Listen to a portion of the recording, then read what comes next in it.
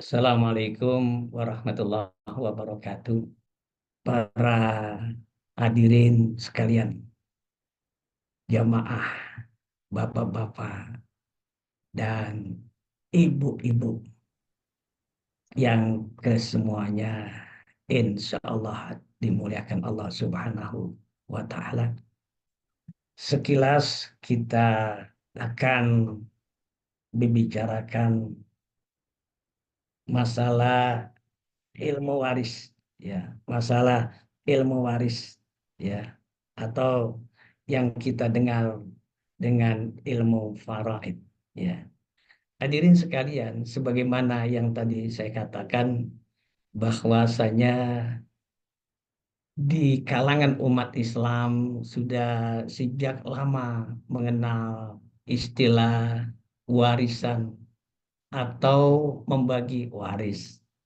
Dan pembagian waris ini sudah berjalan dari hari ke hari, bulan ke bulan, tahun ke tahun.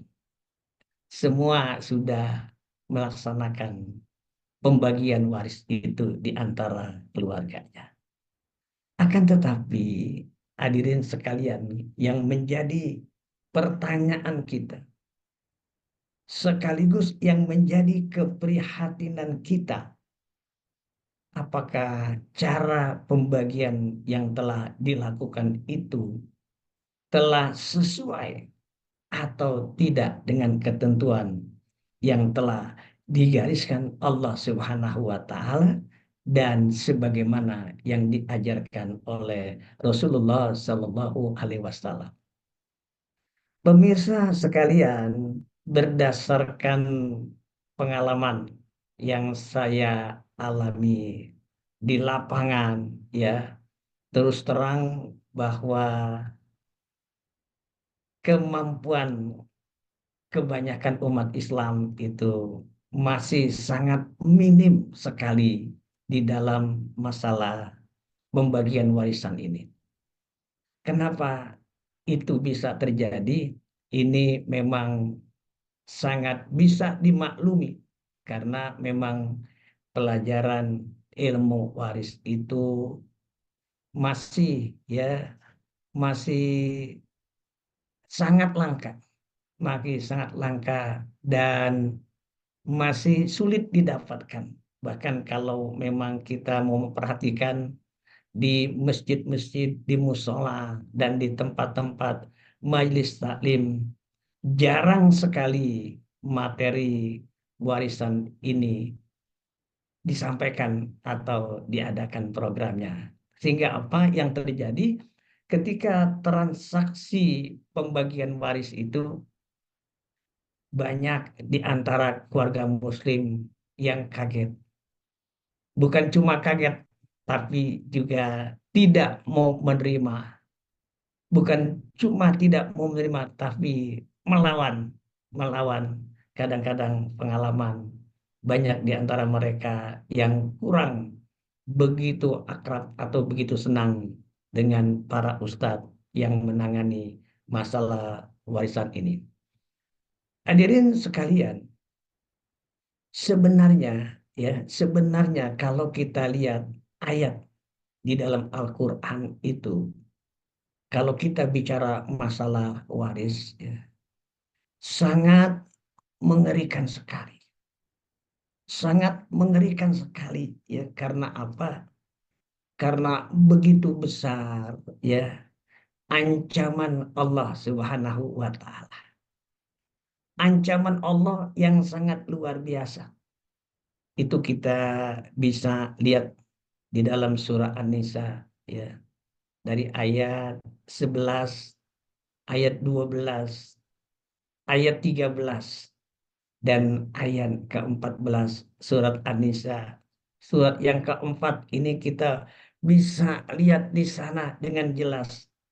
Allah Subhanahu wa Ta'ala mengingatkan kepada kita, wa may ya'sillaha wa rasulah wa yata'adda hududahu yudkhilhu naron khalidan biha walahu azabun muhin. Siapa orang, ya, yang melanggar aturan Allah dan durhaka kepada Nabi Muhammad dan melampaui batas-batas yang telah diaturnya, dalam konteks ini adalah ilmu waris, niscaya akan kami masukkan ke dalam neraka untuk selama-lamanya. Itu luar biasa ya. Allah memberikan peringatan bahwa orang yang melanggar batasan-batasan hukum waris yang datangnya dari Allah, maka ancamannya Allah katakan yudkhilhu naron khalidan biha. Allah akan masukkan ke dalam neraka. Dan yang lebih mengerikan saya lagi adalah bukan cuma neraka saja, tapi untuk selama-lamanya. Lalu apa yang Allah katakan? Walahu azabu mubin, muhin. Dan itulah siksa yang sangat menghinakan itu. Nah, oleh karena itulah ya, ini menjadi kontradiksi di tengah masyarakat kita. Ya, ada orang yang beranggapan bagi waris itu ya, ya mau-maunya aja, berdasarkan kesepakatan, berdasarkan apa yang diinginkan. Cuma sebatas itu. Padahal bahwa pembagian waris ini sudah ditentukan oleh Allah Subhanahu wa taala.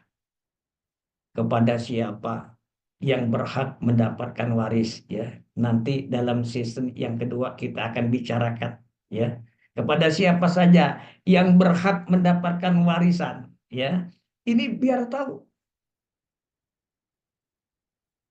biar paham, sehingga ya, sehingga yang di luar itu dia tidak banyak mengharap, dia tidak menggoda, dia tidak berusaha merekayasa, karena sudah Allah tentukan di dalam Al-Quran. Lalu berapa bagiannya, furudul muqaddarahnya berapa, ya itu telah Allah tentukan. Ya, jadi kita tinggal ikuti saja. Nah, persoalannya adalah berapa banyak umat Islam itu yang memang tidak ada niat dia untuk melanggar aturan Allah dalam masalah waris. Bisa jadi dia tidak punya maksud untuk dia melawan aturan Allah. Tetapi yang terjadi itu dia lakukan. Kenapa demikian? Karena memang kemampuan ilmunya itu sangat terbatas.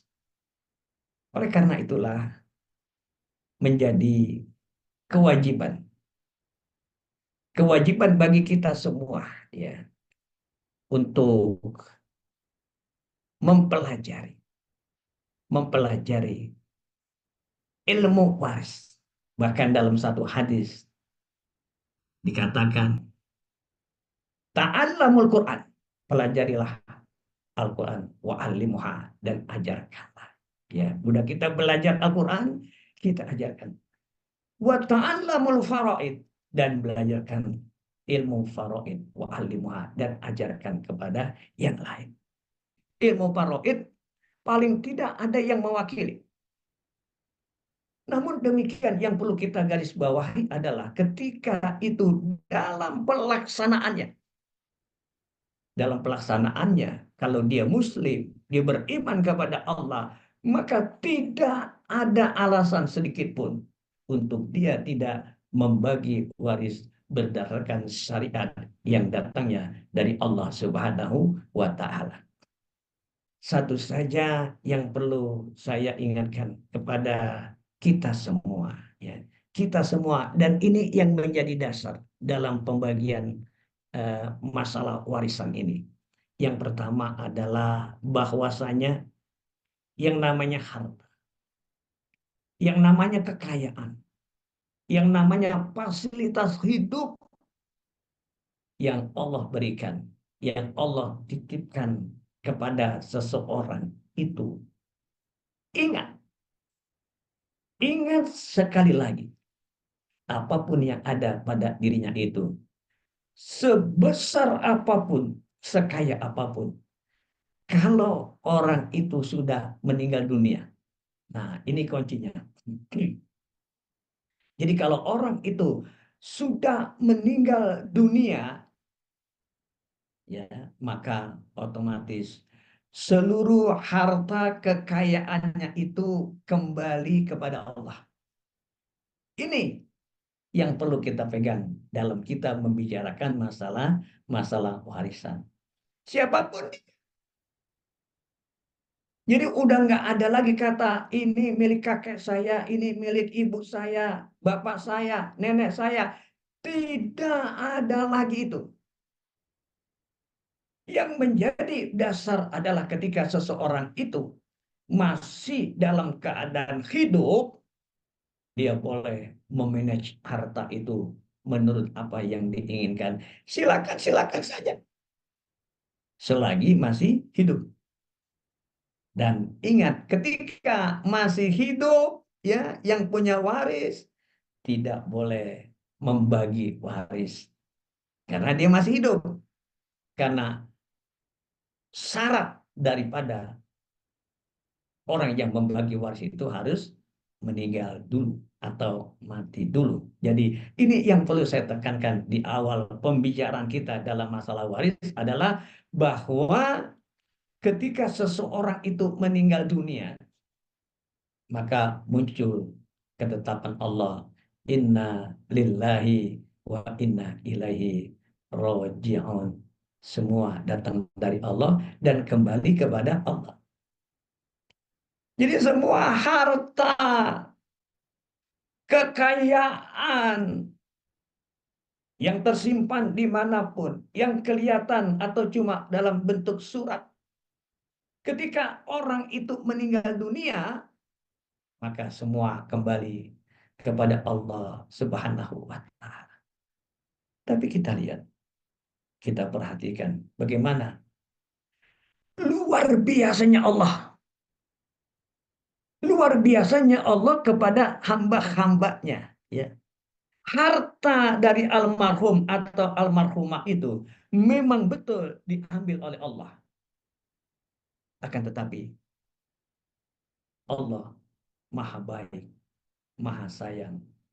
Diserahkan lagi kepada anggota-anggota terdekat almarhum atau almarhumah. Ya. Jadi ini adalah ashabul furud, orang-orang yang berhak mendapatkan warisan ini merupakan hadiah dari Allah.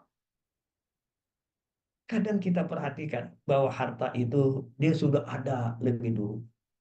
Harta itu didapat, kita ini nggak perlu berusaha, nggak perlu mengucurkan darah atau keringat. Sudah ada.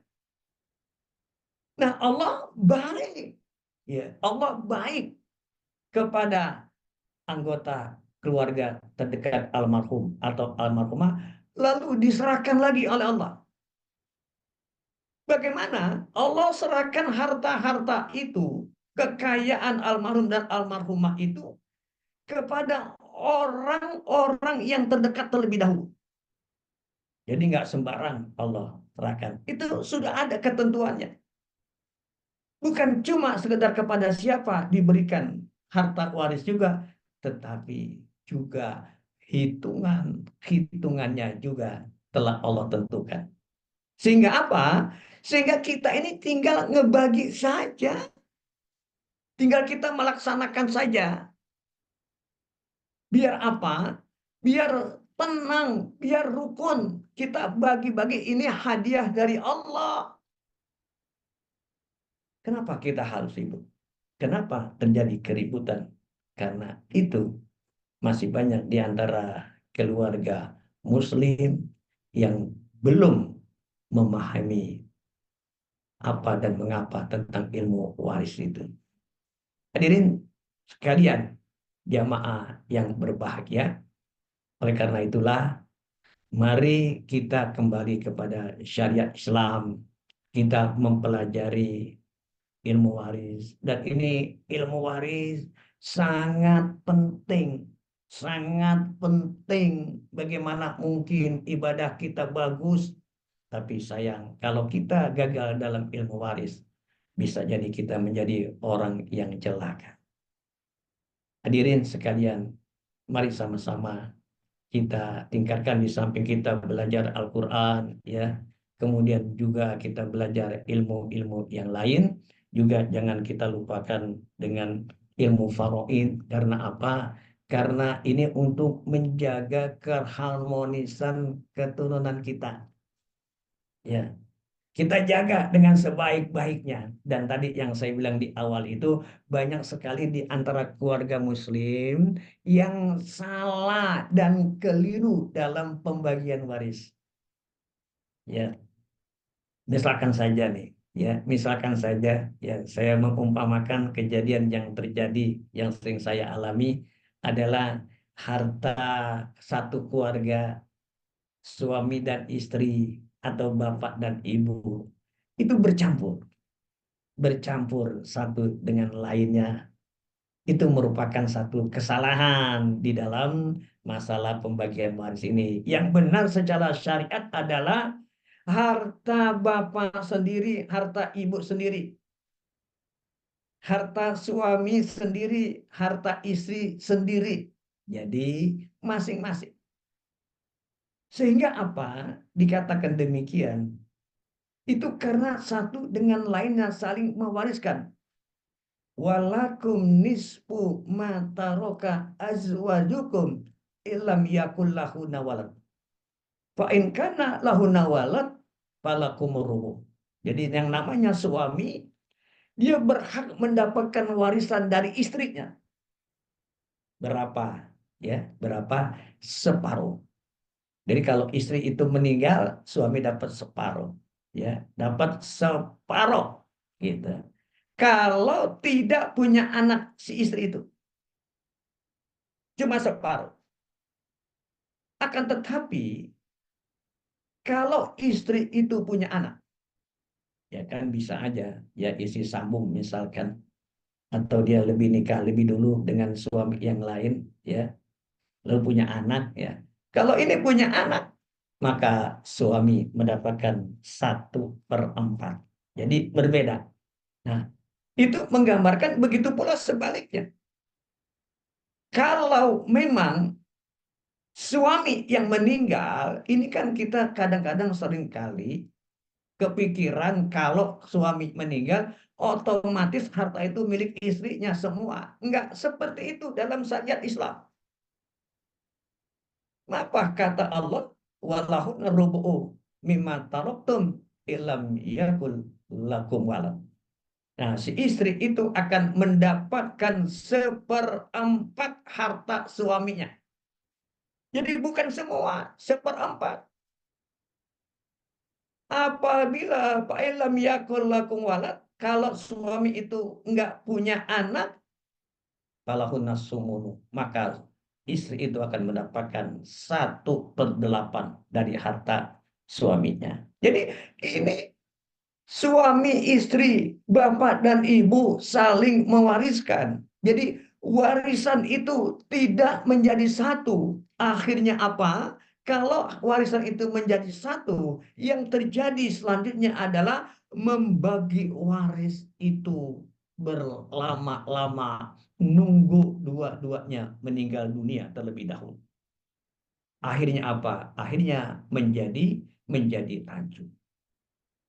Oleh karena itulah, mari sama-sama kita introspeksi dalam diri kita masing-masing. Ya, apakah harta yang kita miliki sekarang ini, pasangan suami istri sudah menghitung masing-masing, ya, sudah menghitung masing-masing, dan nanti kan akan menjadi persoalan, ya, menjadi persoalan, ya.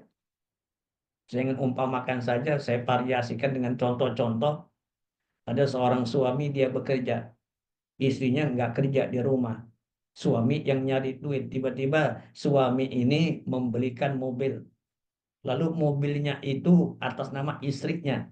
Pertanyaannya adalah itu mobil punya siapa? Punya suami atau punya istri? Tuh kan. Nah, banyak orang mengatakan itu punya istri. Kenapa? Karena namanya nama istri. Nah, dalam syariat hukum Islam itu nanti dulu. Kalau memang ada seorang suami yang membelikan mobil dengan uangnya dia, dengan jerih payahnya dia, dengan hasil kerjanya dia kepada istrinya, itu nggak ada larangan. Itu namanya adalah riba. Silakan saja, tetapi ada akadnya, diucapkan dan diberikan. Kalau perlu ada saksinya. Jadi itulah gambaran-gambaran betapa pentingnya ilmu faraid ini. Oleh karena itulah, kalau misalkan kita salah di dalam memandang permulaan atau awal ilmu faraid ini, maka nanti ujung-ujungnya akan bisa menjadi salah lagi. Nah, oleh karena itulah ya, saya ingin contohkan lagi sebagai ilustrasi ya. Ada satu keluarga, ada bapak nikah. Bapak ini kaya raya, nikah dengan seorang perempuan. Udah 40 tahun. 40 tahun menikah, lalu istrinya ini meninggal dunia. Udah 40 tahun berkeluarga. Meninggal dunia. Lalu si bapak nikah lagi, istri yang kedua. Nah, nggak lama si bapak meninggal dunia. Hartanya banyak. Nah, yang menjadi permasalahan itu adalah bahwa istri yang pertama itu dia tidak dapat warisan dari suaminya. Sedangkan istri yang kedua, walaupun baru sebentar dia menikah, dia mendapatkan warisan. Ini biasanya yang terjadi, anak-anaknya istri yang pertama itu pada protes. Bagaimana mungkin mama saya, ibu saya udah bersama bapak 40 tahun, kok nggak dapat warisan? Dan ketika dia protes itu ya maklum-maklum aja. Kenapa? Karena memang mereka tidak memahami ilmu warisan. Kita tahu bahwasanya orang yang akan mendapatkan warisan itu syaratnya adalah dia dalam keadaan hidup. Ya, yang punya warisan syaratnya hak mati dulu, yang nerima itu hidup persyaratannya. Kalau misalkan dia ahli waris, betul ahli waris dia, tapi dia meninggal duluan ketimbang yang punya harta, ya, maka otomatis gugur, nggak dapat dia warisan. Kenapa? Karena meninggal meninggal dulu. Hadirin sekalian, kalau kita lihat persoalan-persoalan yang ada dan persoalan yang berkembang di tengah-tengah masyarakat ini, kalau saya secara pribadi ya melihat ini sangat berbahaya. Sudah waktunya ya, paling tidak bagi diri kita dan keluarga kita ya, kita dan keluarga kita itu bagaimana bisa melaksanakan pembagian waris itu dengan benar, dengan baik, sesuai dengan aturan-aturan yang telah Allah gariskan dan sebagaimana yang dicontohkan oleh Rasulullah Shallallahu Alaihi Wasallam.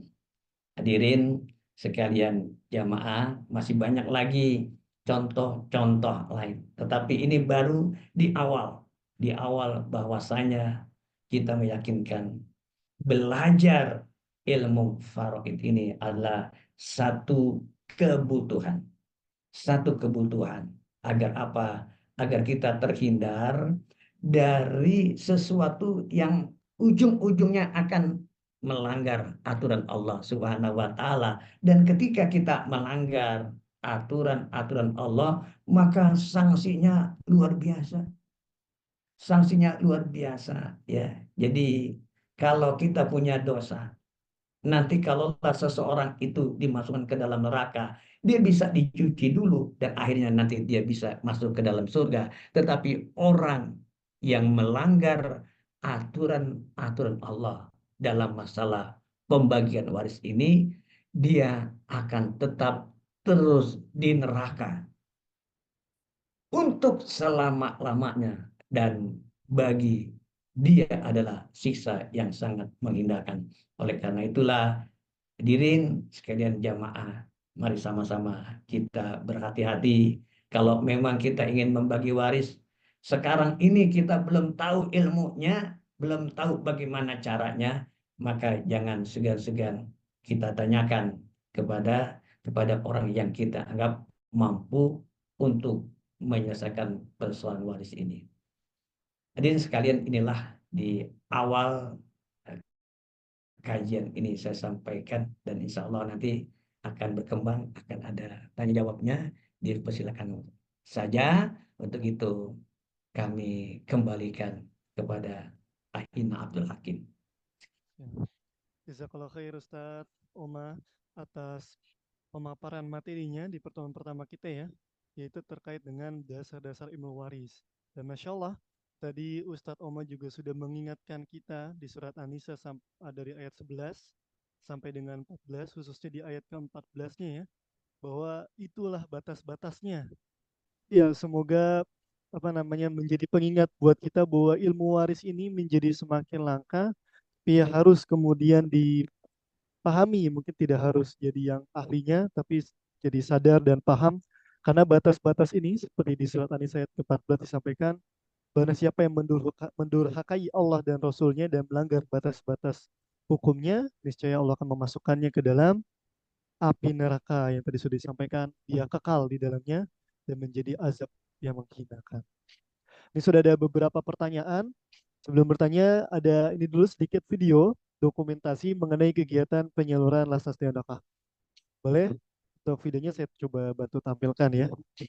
Sudahkah kau dengarkan rintihan saudaramu yang ada di tengah lautan sana, suku Akit, suku Terasing, di tengah hutan pedalaman Riau, Kalimantan, Sulawesi, yang belum tersentuh dakwah, maka kita semua akan ditanya di hadapan Allah Subhanahu wa taala. Umur yang dititipkan Allah, harta yang diberikan Allah, maka sampai masanya kita akan ditanya, dan tidak ada satupun yang dapat lolos dari pertanyaan ini. Maka kalau kita mampu ikut, segera masuk ke dalam. Andai kita tidak, man jahaza ghazian faqad ghaza, siapa yang menyumbang, memberikan bantuan, dia sudah sama seperti orang yang berperang. Banyak lembaga, tapi di antara lembaga yang saya percaya, Lembaga Amil Zakat Nasional Dewan Dakwah. Ini salah satu jihad kita di zaman modern. Terima kasih. Wassalamualaikum warahmatullahi wabarakatuh. Masya Allah, Alhamdulillah.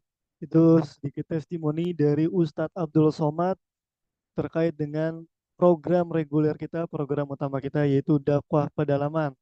Nah, di bulan Ramadan ini, Lasas Dewan Dakwah juga dengan Dewan Dakwah tentunya mengirimkan para dai-dai ya, di bulan Ramadan di dalam program Kafda, dan juga nanti ada juga program dakwah pedalaman lainnya.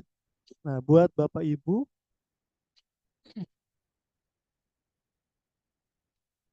yang ingin kemudian menyumbangkan donasinya ke Lasas Dewan Dakwah, bisa kemudian menggunakan ini ya, QRIS, atau langsung ke rekening zakat dari Lasas Dewan Dakwah sendiri. Saya coba tampilkan. Karena Masya Allah program dakwah pedalaman ini tadi di awal kita sempat lihat ada yang kemudian eh, di Mentawai ya, yang di sana juga kemudian minoritas sekali. Selain itu kemudian banyak di daerah-daerah pedalaman lainnya yang juga mengalami kesulitan akses pembinaan. Karena tadi kalau kita lihat videonya yang di awal, kesulitan itu karena pembinaan ya. Mereka dibina kembali gitu ya, atau kemudian memahami tata cara syariat Islam, atau bahkan mungkin krisis mengalami kristenisasi, ibadah seperti itu. Kemarin pun ketika saya ya ke Pulau Buru juga sama ya, banyak kemudian mualaf-mualaf ini sebenarnya udah lama tapi karena kurang terbina, kurang didampingi dan sedikitnya dai, jadi perlu atau menjadi PR buat bersama kita gitu ya, untuk jaga keimanan mereka, jangan sampai karena berdampingan atau bahkan satu rumah dengan masih ada orang tuanya atau keluarganya yang belum memeluk Islam, khawatir kemudian keimanannya tergerus. Nah, teman-teman, para donatur serta yang kemudian hadir bisa mendukung program kita menggunakan QRIS zakat ini zakat mal tentunya atau rekening zakat ya. Kalaupun ingin infak juga bisa nanti di share oleh admin kita. Seperti itu. Ini ada di share ya di kolom chat. Monggo untuk kemudian memaksimalkan di bulan Ramadan, apalagi di waktu sore hari ini yang menjadi keutamaan tentunya dalam beramal ya untuk kita insya Allah. Ini bisa di screenshot dulu nih kalau mungkin belum sekarang. Boleh di screenshot dulu, di save gitu ya, dan kemudian bisa dimaksimalkan. Pertama pertanyaan, dari Ibu Diana Puspitasari. Assalamualaikum warahmatullahi wabarakatuh Pak Ustadz. Mau tanya, jika ada orang tua yang sudah membagikan atau memplot ini buat si A dan ini buat si B, berarti itu bisa disebut hadiahkah? Dan hadiah itu bisa dipakai jika sudah meninggal. Itu bagaimana ya Pak Ustadz? Karena mungkin tadi terkait dengan salah satu uh, boleh mewariskan itu kan harus meninggal dulu Ustadz, ya. Nah, ini kan belum. Apakah jatuhnya jadinya lebih ke hadiahkah? Harus seperti apa? Dan apakah masih berupa hadiah atau sudah jadi waris kalau misalkan mungkin sudah meninggal ya? Lalu jika sudah waris, berarti harus diberikan secara Islamkah? Maksudnya sesuai syariat atau sesuai amanat semasa hidup tadi? Dalam artian mungkin sudah diplot-plotkan tersebut gitu ya.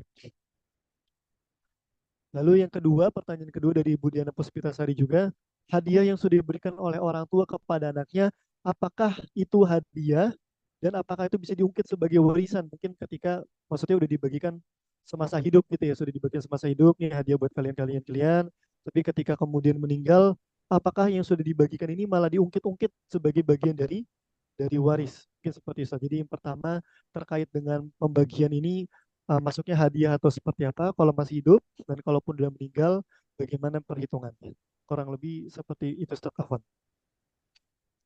Mungkin satu pertanyaan dulu boleh dijawab oleh Ustaz Omar. Baik, Ustadz Abdul Hakim, mohon maaf, tadi kecil suaranya dari ibu siapa nih? Ibu Diana Puspitasari. Afwan, suara I- kecil ya. Ibu Triana ya? Ibu Diana Puspitasari, benar Ustaz. Ibu Triana apa Ibu Diana? Ibu Diana. Ibu Diana ya, Ibu Diana. Jadi gini, jadi eh, kalau yang punya waris itu ya siapakah, entah bapak, entah ibu, entah kakek, entah nenek, dia dalam keadaan hidup. Ya, kalau dia masih dalam keadaan hidup, dia tidak boleh membagi waris. Ya, ya tidak boleh membagi waris. Yang boleh adalah hibah. Ya, dia menghibahkan ya pada eh, ahli-ahli warisnya, nggak jadi masalah kepada anak-anaknya. Itu adalah hadiah, hibah. Nah, hibah ini ya perlu dicatat, perlu ada saksi. Ya, selagi yang memberi hibah itu masih hidup. Biar apa?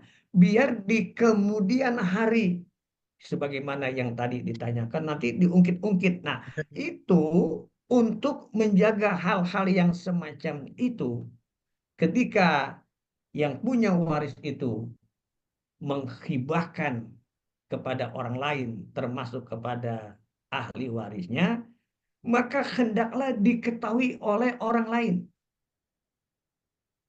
Baik itu ada catatannya, ya, jelas ada catatannya, lalu ada saksi-saksinya, ya, atau kalau tidak dicatat, harta itu dihibahkan kepada orang lain, maka harus ada saksi yang mendengarnya, ya, saksi yang mendengarnya, biar apa? Biar akurat.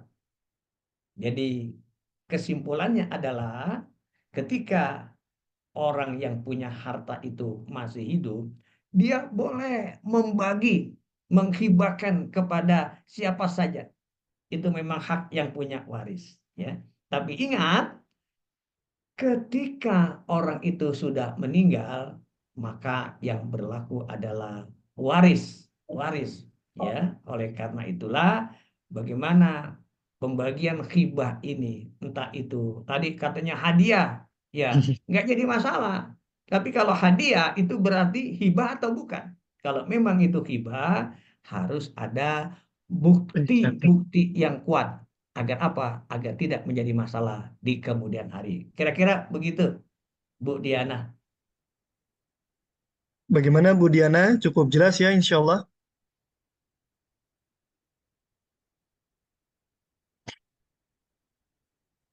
Masih di mute Bu Diana jika mungkin merespon. Ya, mau nanya Pak, tapi jika hibah itu boleh dipakainya sesudah meninggal, gimana Pak? Apakah masih hibah atau akhirnya jadi waris, Pak? Ya, Ibu Diana, yang penting itu adalah Cakepnya. akad awalnya. Jadi Hmm. kalau misalkan ada orang tua yang memberikan hibah kepada anaknya, ya entah rumah, entah mobil, entah apa saja, itu hibah dengan apa? Dengan syarat-syarat yang telah ditentukan, itu sudah berlaku. Apakah yang dihibahkan itu mau digunakan atau tidak, atau digunakannya langsung, atau digunakannya nanti setelah yang ngasih udah meninggal dunia, itu nggak jadi masalah, ya. Yang penting akad hibahnya itu harus jelas. Benar. Oke, Pak Ustadz. Kasih Dan Pak. siap. Ya, Dan yang penting tercatat tadi Ustadz ya, mungkin tadi misalkan dihibahkan rumah gitu ya. Tapi ya, rumahnya mungkin belum dipakai dulu. Nah, berarti memang yang penting sudah tercatat dan akadnya jelas ini dihibahkan buat misalkan Bu Diana ya. Jadi mungkin ya. nunggu baru Ini dikasihkan. Ustadz Abdul Hakim, yang perlu saya tambahkan ya, memang orang tua, khususnya orang tua, dia punya hak untuk menghibahkan harta-hartanya kepada anak-anaknya. Ya. Tetapi tolong orang tua itu menjaga perasaan Hmm. anak-anak yang lain. Berarti ajas keadilan itu perlu diterapkan, ya. Jangan sampai ada orang tua karena sayang kepada anak-anak tertentu lalu diberikan hibah, yang lainnya tidak. Ya, ya kira-kira begitu, Pak. Siap, Masya Allah. Benar. Ah, lanjut pertanyaan kedua ada dari Bu Melati Ustadz. Bu Melati Ya, Fadla. Ustadz Afan izin bertanya, suami saya meninggal dunia dan saya sudah menyelesaikan masalah harta suami istri sesuai hukum waris insya Allah.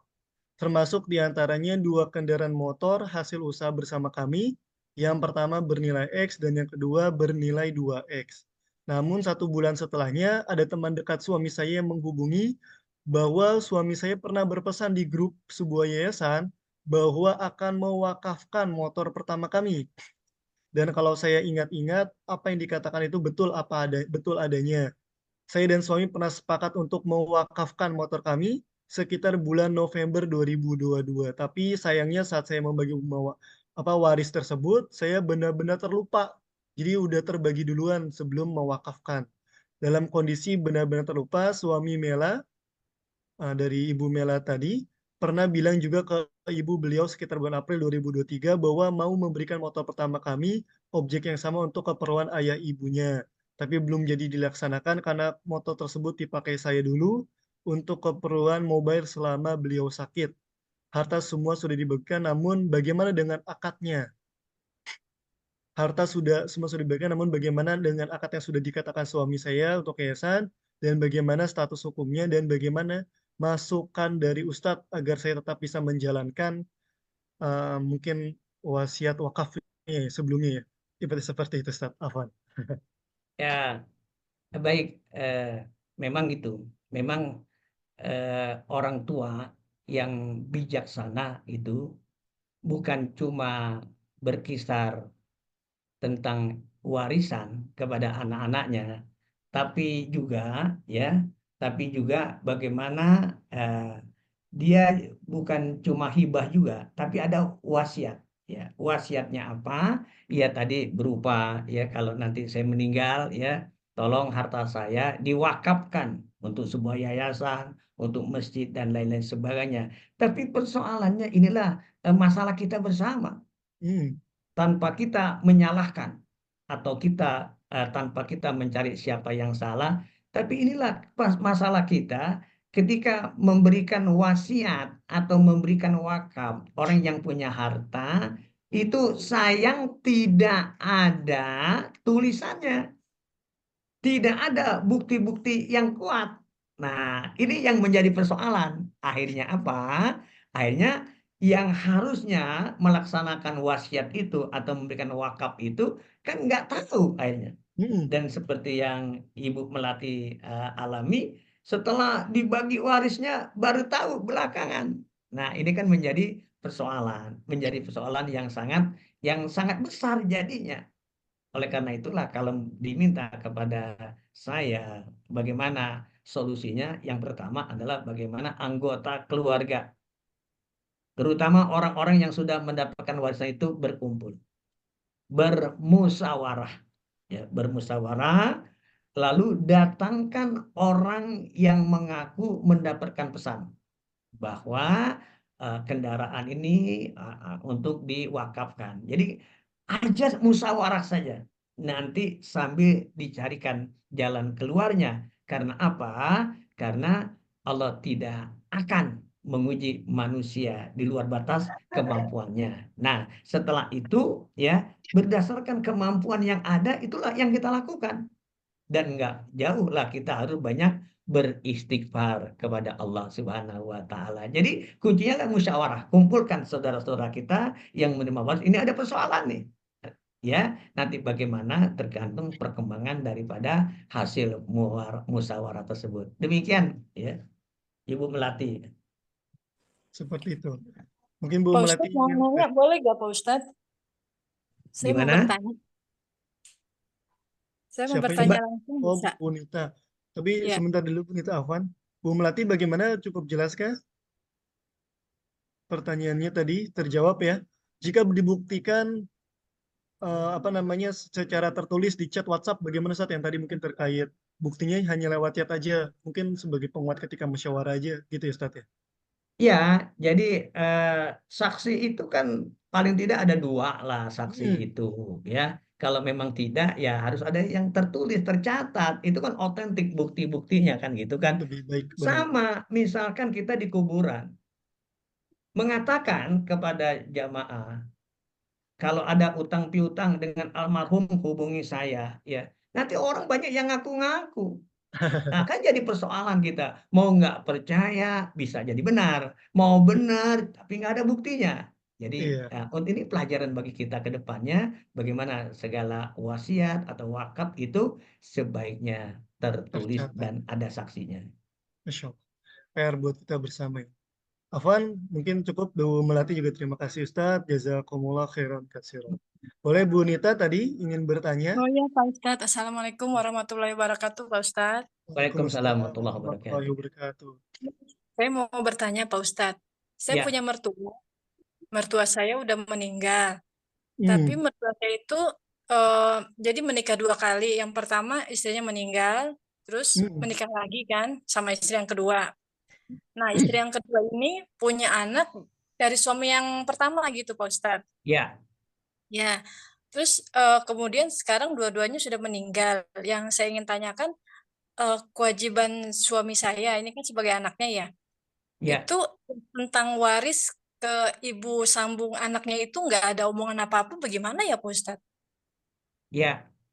Eh, yang namanya ibu sambung, dia punya anak. Jadi ibu sambungnya itu dapat dia waris. Karena dia jadi istri yang ya. kedua kan. Istri yang Iya, istri yang kedua dia dapat sejauh yang meninggal bapak duluan. Dia dapat. kalau Lalu ya gimana, Bu? yang meninggal ibu duluan, ibu sambung duluan. Ibu sambung meninggal duluan ketimbang bapak, Pak, Ya. maka otomatis ibu sambung nggak mendapatkan waris. Oh, jadi Nggak nggak dapat. dapat waris. Ya. Oh, gitu. Ibu yang Iya, pertama meninggal duluan juga kan? Istri yang pertama kan? iya, ya, si iya. pertama udah meninggal, ada anaknya. Ya. Nah, Ya, istri yang pertama nggak dapat waris, istri yang kedua pun nggak dapat waris. Karena apa? Karena syarat tidak terpenuhi, yaitu meninggal lebih dulu daripada yang punya warisan. Waris. oke. Oh, iya, iya. Jadi kewajiban suami saya kepada saudara sambungnya nggak ada ya, Pak Ustadz ya? Maksudnya Nggak untuk ada, ngasih nggak apa ada. gitu. Jadi Oh, cuma cuma mungkin kalau itu ada hartanya itu kemudian dijual ya kita punya uang inilah uang kerohiman aja gitu Iya, lebih ke sekedarnya. rohiman. oh, iya, Mm-mm. iya. Iya, iya, Pak Ustadz. Iya, Insya Allah. Ya, terima kasih banyak Pak Ustadz sudah ya jelas. sama-sama Bu Nita, Insya Allah. sama-sama. Waalaikumsalam warahmatullahi wabarakatuh. Waalaikumsalam. Cukup Assalamualaikum. jelas ya, insya Allah. Mungkin sebelum ditutup, dari Ustadz Oma ingin menyampaikan ininya, closing statement-nya atau kalimat penutup untuk menguatkan kita juga insya Allah. Boleh Ustadz Afwan disampaikan. Baik pada Ibu dan Bapak ya dalam masalah waris ini kita juga tidak hanya berkonsentrasi kepada warisan. Warisan itu adalah untuk anak-anak kita, ya, untuk cucu-cucu kita, ya, dan orang tua kita. Hibah seperti itu juga. Tapi jangan lupa juga, jangan lupa kita berwasiat. Kita gunakan 30% harta yang kita miliki sekarang ini untuk diri kita sendiri. Entah kita berwakaf, ya, entah kita beramal jariah. Ini atas nama kita. Jadi di samping kita menolong keturunan kita, ahli waris kita, dan kita membantu kegiatan dakwah-dakwah kita, kita juga harus menolong diri kita sendiri dengan apa? Menginfakkan, mensedekahkan, mewakafkan, ya, sebagian dari harta kita. Paling tidak 30% lah kita kita sumbangkan, kita alirkan untuk dakwah-dakwah di pedalaman, untuk membantu kegiatan-kegiatan Islam di ujung-ujung yang sangat sulit, ya, dijangkau oleh orang lain. Tapi bagaimana saudara-saudara kita ini, dia punya tenaga, dia punya waktu, dia punya ilmu, tapi dana terbatas. Disitulah Bapak dan Ibu masuk melalui jalan infak dan sedekah dari sebagian harta yang kita miliki. Kira-kira itu yang bisa saya sampaikan. Jazakumullah khairan kasihan Ustadz Afan. Mungkin bisa sekalian langsung doa penutupnya Ustadz, biar makin berkah sore hari kita, Masya Allah. Baik, Bismillahirrahmanirrahim. Alhamdulillahirabbil alamin. Hamda yuwafi ni'amahu wa yukafi'u mazidah. Ya Rabbana lakal hamdu wa lakal syukru kama yanbaghi li jalali wajhikal karim wa 'azimi sultanik. Allahumma shalli ala Muhammad wa ala ali Muhammad.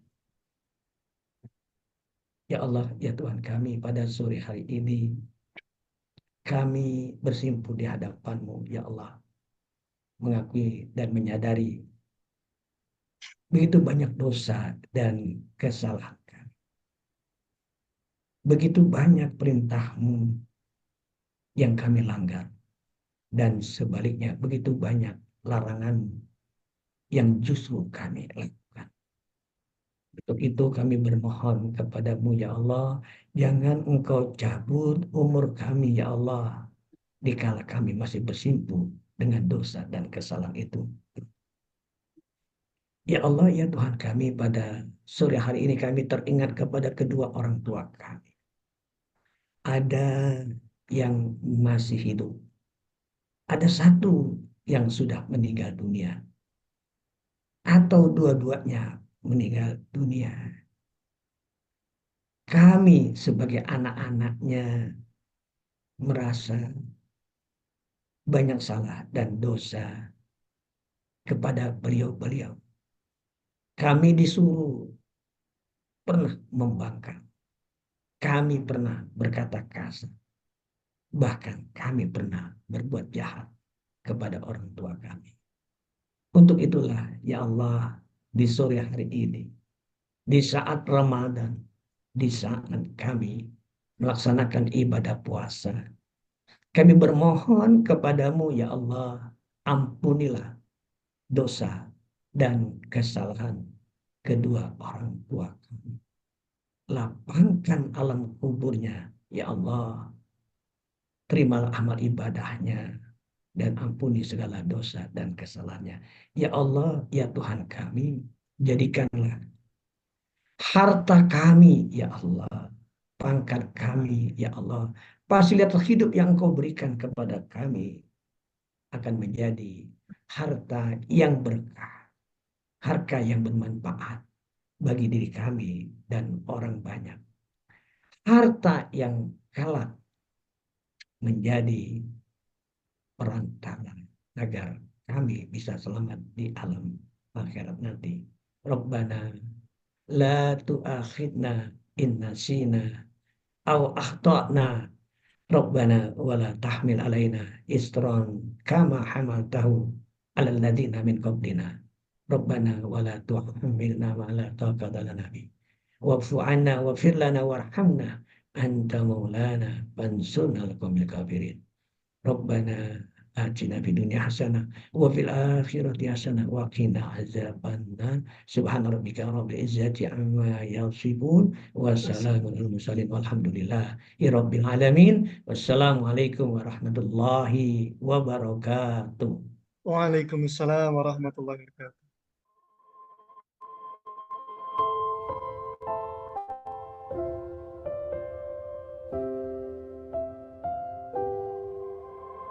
Waduh, saya nggak kenapa deh.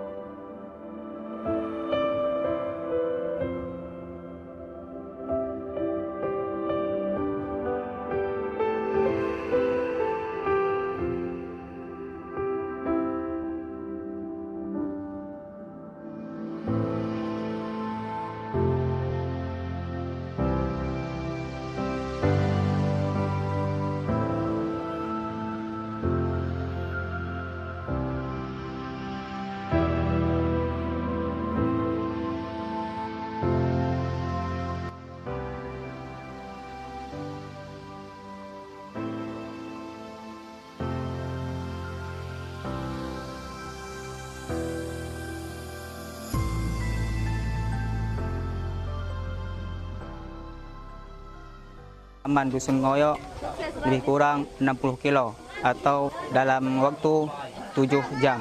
Dan perjalanan itu sangat mengesankan.